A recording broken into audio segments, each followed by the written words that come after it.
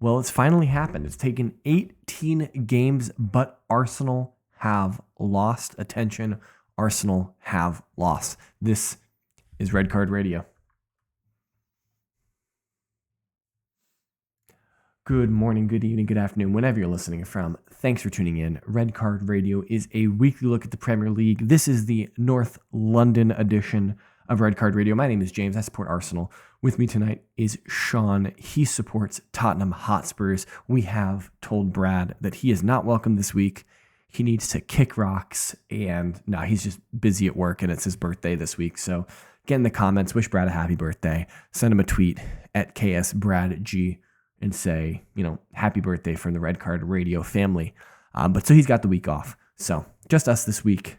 And so it's a lot of, if I know you guys, England, Britain doesn't, Europe just in general doesn't do it like America does it. But if this was America, then Sol Campbell, Thierry Henry, and the boys would be popping the bottles of we are now invincibles. Unmatched invincibles for yet another season, because every time the last team that loses in the NFL, the 73 Dolphins celebrate. I think everybody had already lost at this point in the Premier League, except you. No. We lost to Liverpool. Remember, we lost to Liverpool on the Dominic Szoboszlai. Right. But this is our second loss. But it was already a pop of the bottle. Yeah. So I forget, it was when Liverpool lost, I think, because Liverpool won like the first 6 games or something like that, and then they lost their next game, and that's when the champagne was popped. But no, Arsenal hadn't lost in 18 straight games, all competitions, since that Liverpool game. Well, I think we just naturally segued. I think that's a great place to start. What is wrong with Liverpool? We can start with Liverpool if you want. They yeah, why not? Well, they had kind of, I don't know if it's a tough match per se, but it's Leeds away. It shouldn't be. I kind of agree with you, but Ellen Road is, it's not a friendly ground per se. I mean, ask Chelsea last week, but yeah, I mean, getting a last minute draw for Leeds against Liverpool is huge for Leeds from their perspective. Like that helps their season tremendously, because we always talk about, when you look at the schedule and you kind of pencil in where you think you're going to pick up points. If you're Leeds, you're just promoted. I don't think you're probably not penciling in a point at home against Liverpool. That's an optimistic. Like you're saying to yourself, if I get a point against Liverpool at home, I'm ecstatic. And they should be, because they were down 2-0 in the game and clawed back and fought back, got it even, and then the tactico prognosticos of Liverpool, that is Liverpool Twitter, they called it when the news broke. I guess it was 2 weeks ago, a week and a half ago. The news broke that Fark was not long for this world if he didn't turn the season around, according to Leeds brass. Mm-hmm. That there was a sit down, and I think it's Daniel. Yeah. Fark was told, if you don't turn this season around, we're gonna let you go. And the next 2 games were Chelsea and Liverpool, and the prognosticos on the Twitter web said, "Oh my gosh, they're gonna put in a masterclass against Chelsea, beat Chelsea, and then we've got to go to Ellen Road, and they're gonna beat us too." And I'd be done. It almost happened. I'd be darned.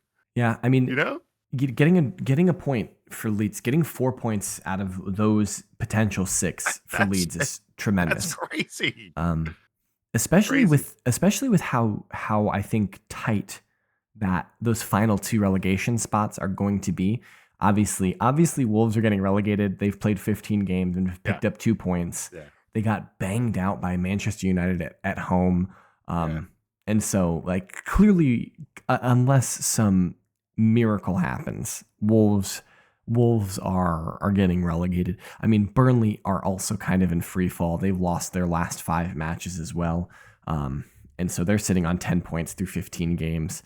And so having a 5-point cushion between yourself and Burnley is helpful. But West Ham in 18th is on 13 points. So like that's a game. That's a single game swing.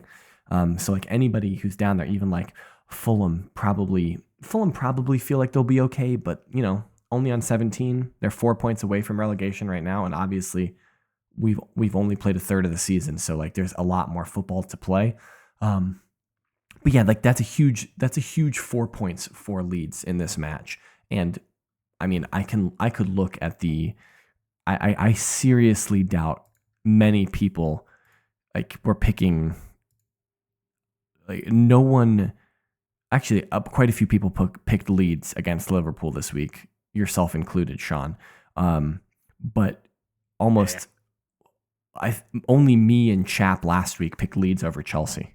So like no one would, very few of us in the Red Card Radio ecosystem were thinking that Leeds would take points there. But I think like honestly, the bigger story coming out of that match is the comments that Mo Salah made after the match, talking to the media, going to he didn't feature in the match. He was an unused substitute, so he sat on the bench, and so he was at Ellen Road, and then went into the mixed media area after the game. It's kind of like, if we think about it in like F1 terms, it's kind of like where all of the drivers go after to hit all of the media personalities. They got to go do a question for all of the different media. Like so Mo Salah didn't have to go there. He didn't have to go. He could have just stayed with the team, gone to the dressing room, but he took it upon himself to go to the mixed media area and complain and, go out and say like, look, like, I don't know what happened. Me and the manager had a relationship at the beginning of the season last year, and now it seems like we don't have any relationship. And I think that somebody wants me gone from Liverpool and blah, blah, blah, and this, that, and the other. And it was like, it really seemed like it came out of left field. And I don't know what scenario leads you to beef with your best, for all intents and purposes, unless there's something that happened that we don't know, your best player and last year's Golden Boot winner. Like, what are we doing? I think the beef is that Salah's gotten dropped. Like he's not playing. Like he's not a guaranteed starter over the last couple match weeks, last couple rounds, and he also, I think Mo Salah also feels like he's getting blamed for the results. But I mean, let's be honest. Like Mo Salah doesn't. In the modern day, in modern football, all 11 players are involved in the attack, and all 11 players need to be involved in the defense. And Mo Salah is still, it seems to be, he doesn't offer that much on defense. And that's just the nature of his game. And so I think he feels like he's being unnecessarily singled out. I mean, he specifically called out Jamie Carragher in the media and was like, Jamie Carragher has it out for me, essentially. And it's just like, this guy is just. Is it true that Carragher has been banned from Anfield? That can't be true? Right? I don't know if it's true. I saw a report on it. It has not been corroborated by anybody reputable. I saw a tweet as well. I seriously doubt that Liverpool would do that, because Jamie Carragher is a Liverpool legend. Like I don't think that you can say that. I would imagine probably has, if he doesn't have the record for most games played for Liverpool, he's probably at least in the top 5, right? Like I don't think I don't know, but he played a bajillion games for Liverpool.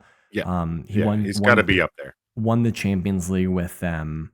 So 05, yeah. Like, yeah, I definitely think, and to be fair, Jamie Carragher, while I have my beef with him on occasions, he's one of the better pundits, like one of the better talking heads in the football world.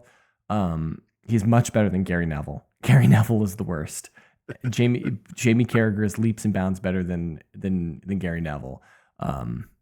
With he says less ridiculous things, I should say, but I seriously doubt. But this will be an interesting one to keep an eye on.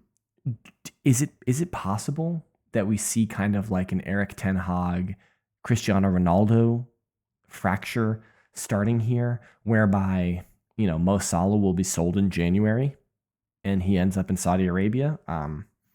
I don't know. I think this is one to keep an eye on. I don't think that Mo Salah is as proud as Cristiano Ronaldo. I don't think that Mo Salah is going to go do an interview with Piers Morgan to essentially Yeah. nuke the No, he's relationship. not. But No, he's a very. I think he's been a well documented, very humble, like not very humble at the negotiating table. He yes, definitely wants what he's owed. yes. But as far as like in the media, he's been a well documented, very humble player. Now, to be fair, I think it would be box office if he did go sit down with Piers Morgan and blow it up. I think that would be tremendous. So, uh, So speaking of box office, I was just looking at the table and Aston Villa, or I'm sorry, yeah, Aston Villa have been rocketing up, including something you soft predicted last week that this has been a thorn in your side, yes. So, and you were not very you didn't have very high hopes yeah. going into this thing. So I was not optimistic. So it's generally what happens at Villa Park is either Villa are really good and they win the game, or Emi Martinez decides to like gift us a few goals off some silly mistakes and we win the game. And so the former happened this week, and Aston Villa played really well. Emi Martinez, I don't really feel like he had much to do in the entire game. He made a few saves, and we scored a goal, obviously. But and come to think of it, I can't necessarily remember the goal off the top of my head. It was Trossard. I don't know. It's interestingly enough about Trossard and scoring for Arsenal. This is the very first game that Arsenal have ever lost where Trossard has scored. He was 30. He had scored in 32 games, and we had not lost in any of those games that he had scored in. So when he scored, I was like, oh yeah. I mean, I watched the game like 8 hours late. Because it was just a busy day. It was my son's birthday. We had 2 basketball games, Christmas parades, work parties, all kinds of stuff. And so I watched it super late. And I was like, oh, Trossard scored. That means we're not going to lose. I was like, okay, great. We're not going to lose. And we show up. I'm watching the game on my phone, and like I'm carrying my 2-year-old son into a birthday party that my elder son had been invited to. And I'm watching. I got like 20 minutes left on the game, and I'm holding Henry as he's napping on me. And Amanda just keeps kind of like looking back at me at the party, being like, because she knows what had happened, and she's like, when's he gonna see the goal? She just keeps like looking at me, and then eventually I just kind of like throw my hands up in disgust. And it And the just baby. no, not the baby. I did wake Henry up. I did wake Henry up because he needed to be awake. It was late in the day, and if he slept any longer, he wasn't going to go to sleep at night. So I did have to wake him up. But yeah, it was a disappointing way to lose a game. But Aston Villa are good this year, and Villa Park is a difficult place to go to. And I think we played okay. But we are also playing our like 6th choice center back pairing or something like that. I saw. Like obviously Jurrien Timber is a center back for the Netherlands, but he's not a center back for Arsenal. He's either a left back or a right back. But clearly he can play in the position. Hincapié is a very good center back, but we don't. I think the game is different if we're able to play Gabriel and Saliba. We haven't. It's been a long time, over a month, maybe almost 2 months now, since we have had the ability to play Gabriel and Saliba together. And so I think that is hurting us. It's making us less assured at the back. And I think it's starting to show. We don't have to pivot, but I was just thinking that of Romero just coming off of suspension for his 5th yellow card, and then immediately getting a yellow card in the first 20 minutes. I think if a player does that, they should just get suspended again. Like clearly you didn't learn your lesson. You're just gonna get another game just because. You got to calm down. But yeah, back to your point. I didn't want to hijack. No. Yeah, I didn't want to hijack, but I did want to make that comment before I forgot it. And so I'm very pleased that we have Wolves next weekend, because like that's kind of like there you go. Get right, Gabe. Yes, exactly. Right, it's definitely a get right game. We got right in the Champions League as well. And so we had Club Brugge in the Champions League, banged out Club Brugge with the Christian Norgard center back play, which is hilarious at this point. And so, but yeah, so it's tough. You are leading Yes. the standings, by the way. Undefeated in the Champions League, 6 games, 6 wins, 1 goal conceded, which is insane. But it's the group stage, so I mean, we've essentially assured ourselves.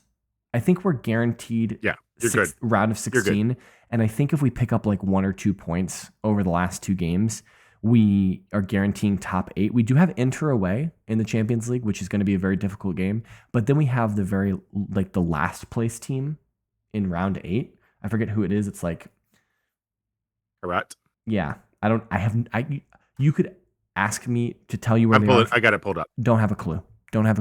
Never heard of them before. Villarreal and Kairat are tied with 1 point. Yeah, where in the world is Kairat?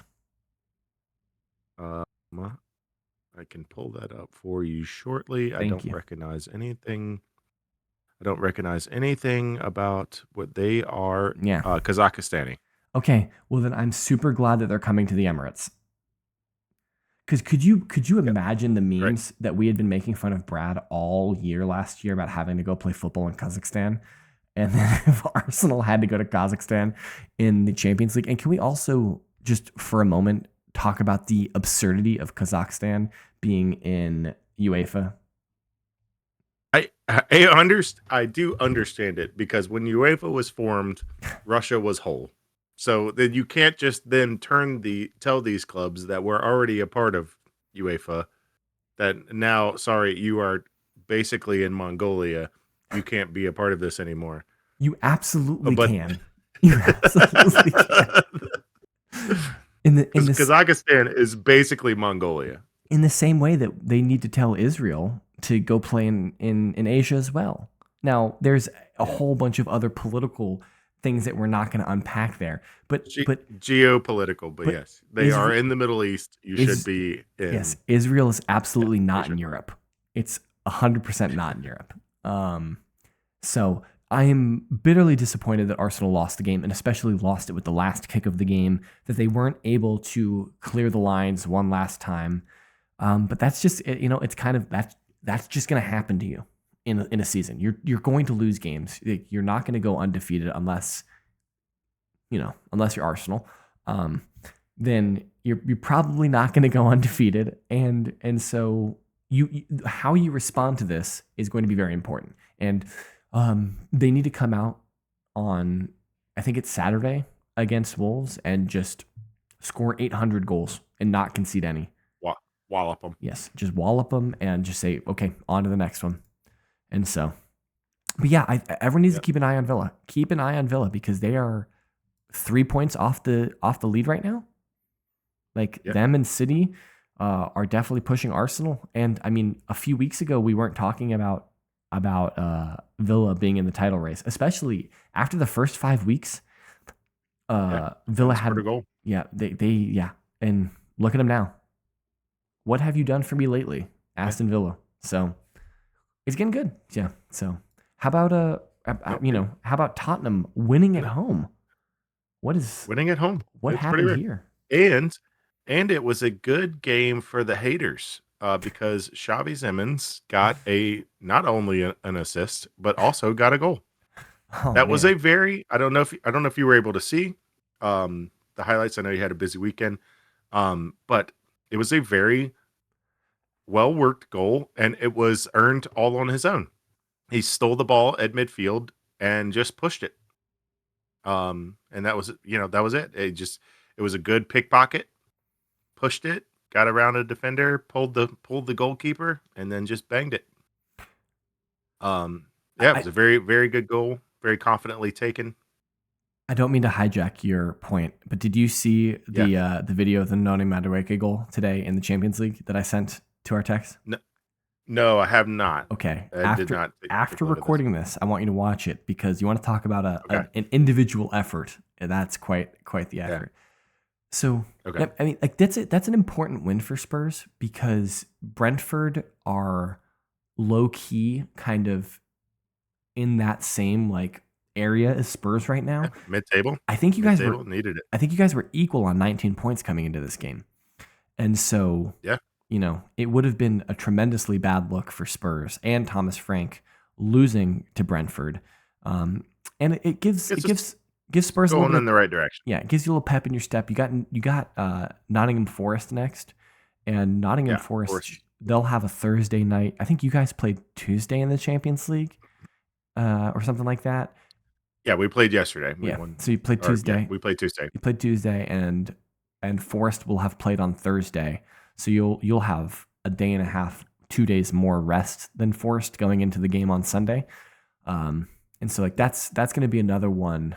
And it's away from home, where you guys have been traditionally one of the best teams away from home. Yeah. And so you beat Brentford. Away. If you beat Brentford and you beat Forest, things are starting to look better for Spurs and for Thomas Frank. So it's going to be about stringing them together for Spurs at this point. And we're getting to a zone in the year where it's like we should start seeing reports that Kulusevski's back working. We should start seeing reports that matters. Like, it's just they're not ready to come back, but we should start seeing reports that some of those knee injuries are starting to work again on the grass. Ball work. What's going on with Dom Solanke? Where is Dom Solanke in all of this? There's rumors on Twitter that he doesn't exist anymore. That he was just like a Mandela effect. Like we just thought that we signed him and we didn't actually sign him.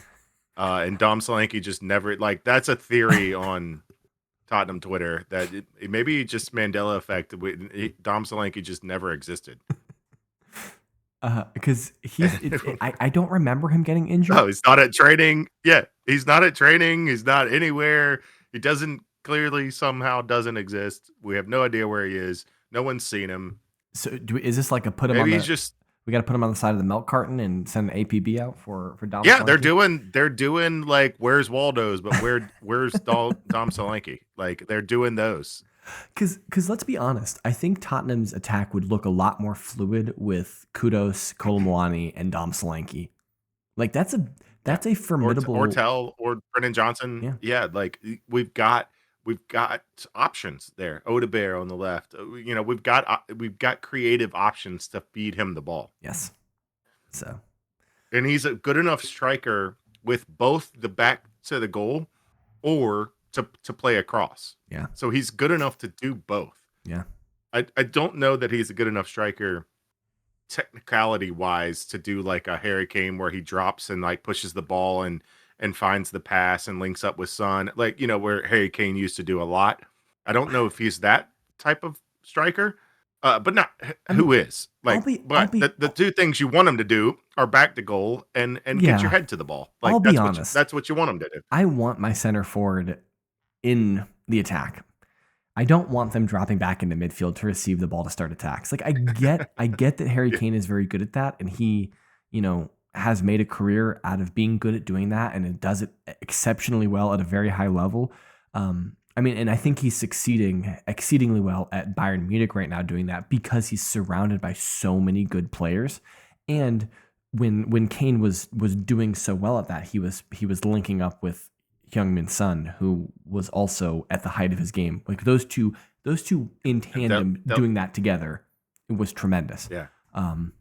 And Dele Alli and Christian Eriksen, like there was talent around him. Yeah. And so, I think that, clearly if Harry Kane is dropping back into midfield and he's got Kodos or Kolomwani or Brennan Johnson or Matthias Tell or any of these players now, I think, it also is looking good for Tottenham if that is. But honestly, I want Dom Solanke, on a center back, pushing the center back around in the box. Yeah. In the box, up, ready for the ball. Playing a 1-2. Yeah. I want him to behave like Olivier Giroud. Just hassle center backs. Just hassle center backs. Just be annoying. Yes. Be annoying. Yeah. Okay. So because when you're annoying as a striker, you are not just you're affecting the play in so many other ways. Yes. And that's I think that's the compliment I gave Havertz at the beginning of his Arsenal tenure of like, okay, he's not getting on the stat sheet, but he's being really annoying. Yes. And that's important. And like annoying in a People have to pay productive attention way. to him. Annoying in a productive way. Yes. Yeah. So. Yeah, he's annoying the defense. Yeah. So, all right. I think that's all we got for you guys this in this episode of Red Card Radio. Check back tomorrow. We will have a preview of round 16 coming at you.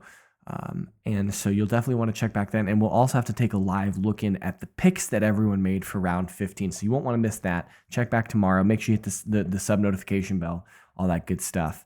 And drop a comment down below. Let us know what you thought about the weekend, and tell Brad happy birthday. Hit that guy up on social media. He's at whiteheart_Sean. I am at James Tiffany. Collectively, we can be reached at redcard_radio. And hope you enjoyed it. And we'll be back tomorrow. We'll see you then. Have a good one.